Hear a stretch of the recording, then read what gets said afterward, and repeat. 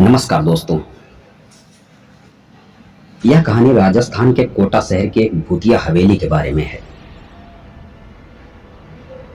यह हवेली राजा महाराजा के समय में बनाई हुई थी, लेकिन पिछले 18 सालों से इस हवेली में आज तक कोई भी रहने के लिए नहीं आया है। इच्छा होने पर भी इस हवेली में कोई भी नहीं रह पा रहा था, क्योंकि लोगों का कहना था कि इस हवेली में भूत प्रेत का साया है। जब अजीत सिंह को इस हवेली के बारे में पता चला तो उसने तय किया कि वो इस रहस्य को जानकर ही रहेगा, क्योंकि लोग इस हवेली में नहीं रह पा रहे हैं। उसने मजबूत इच्छा शक्ति से हवेली में रहने की पूरी तैयारी कर ली। जब उसने हवेली के अंदर जाने के लिए पैर आगे बढ़ाए तो दरवाजे पे किसी अनजान व्यक्ति ने उसे रोक लिया और नजदीक जाके बोला, कौन हो आप और किधर जा रहे हो? अजीत सिंह ने जवाब देने के बजाय, जी आप कौन? मेरा नाम अर्जुन सिंह है और मैं यहीं पास में ही रहता हूँ। अजीत सिंह ने कहा, ओह अच्छा, मैंने सुना है कि यह एक भूतिया हवेली है और यहाँ कोई नहीं आ पाता है, इसलिए मैं इस हवेली में एक दिन रुकने का फैसला किया है। अर्जुन सिंह ने कहा, जी हाँ, आपने सही सुना है और आप भी अंदर मत जाइए। मेरी माने तो आप भी वापस लौट जाइए, यहाँ बहुत खतरा है। यह सुनकर अजीत सिंह खुश हो गया, जैसे उन्हें कोई लॉटरी लग गई हो। अर्जुन ने उसकी खुशी को देखकर कहा, आप इतने खुश क्यों हो रहे हैं? आपको तो भूत का नाम सुनकर डर लगना चाहिए। शायद आपको पता नहीं होगा कि मैं भूत प्रेत में काफी दिलचस्पी रखता हूं। अगर इस हवेली में भूत है तो मैं अंदर जरूर जाऊंगा और सारी सच्चाई का भी पता लगाऊंगा। इतना कहकर अजीत सिंह उस हवेली में चले गए। अंदर जाके अजीत ने अपने बैग को साइड में रखा और हवेली के चारों ओर देखने लगा। सारे रूम भी चेक कर लिए। बाद में ड्राइंग रूम में सोफे पर बैठ गया। उसने वहां बैठकर दारू के 2-4 पैक भी पिए। वहीं अचानक उस रूम में लाइट का एक बल्ब चालू बंद होने लगा, लेकिन अजीत ने उस पर ध्यान नहीं दिया।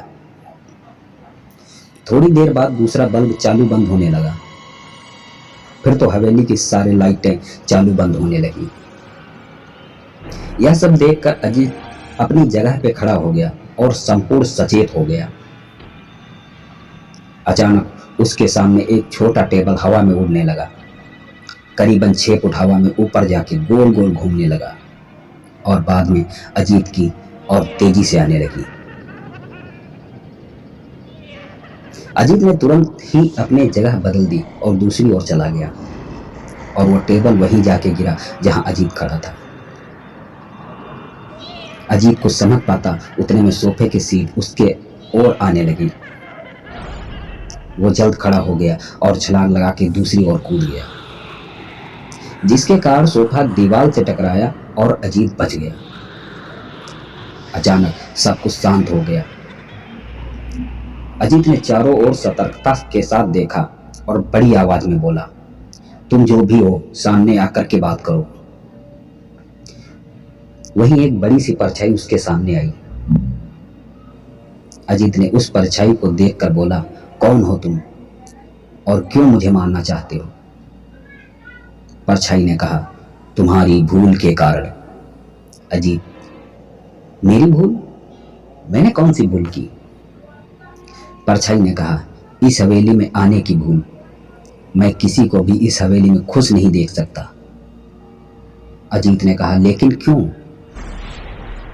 उस परछाई ने जवाब दिया, आज से 18 साल पहले इस हवेली के मालिक ने मुझे यहीं पे मार डाला था।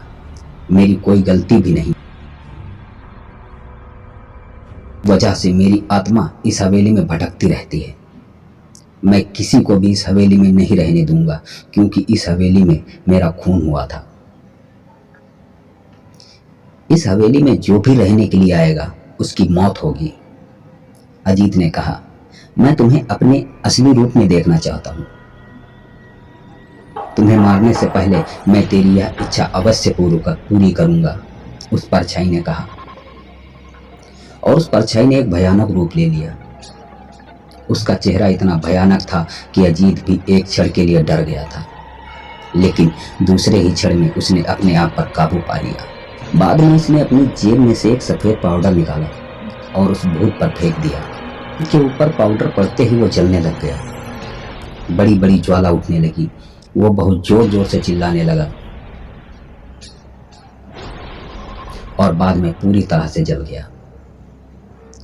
उसके बाद अजीत ने चैन की सांस लिया और वहीं पर सो गया। दूसरे दिन सुबह जब अजीत को सही सलामत हवेली से बाहर आते देख अर्जुन को आश्चर्य हुआ, तो अर्जुन ने अजीत से पूछा, कैसे जिंदा हो? जब अजीत ने अर्जुन को कल रात की घटी घटना को पूरी तरह से बताया और बोला, अब यह हवेली भूतिया नहीं रही, क्योंकि उस हवेली में रहने वाला भूत हमेशा के लिए मर चुका था।